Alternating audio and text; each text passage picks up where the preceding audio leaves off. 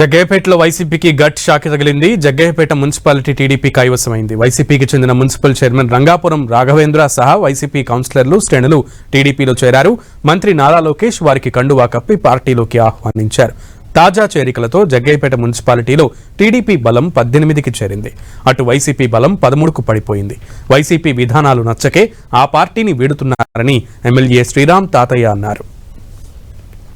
నలుగురు counsellors chairman sir నలుగురు join అయ్యారు.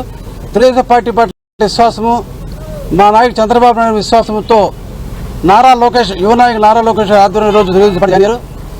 ఈ ప్రభుత్వం పట్ల ఎన్డీఏ ప్రభుత్వం పట్ల పూర్తి విశ్వాసంతో మున్సిపల్ చైర్మన్ గెలిచాక ఆ పురపాలక సంఘానికి ఓట్లేసిన వాళ్ళకు ప్రత్యేకంగా న్యాయం చేయాలని చెప్పిన ఉద్దేశంతో ఎన్డీఏ ప్రభుత్వం వల్లే సాధ్యపడుద్ది.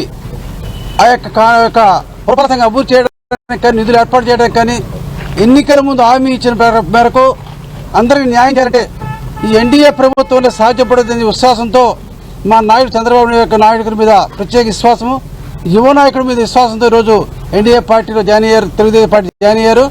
ప్రత్యేక అందరూ కూడా స్వాగతం.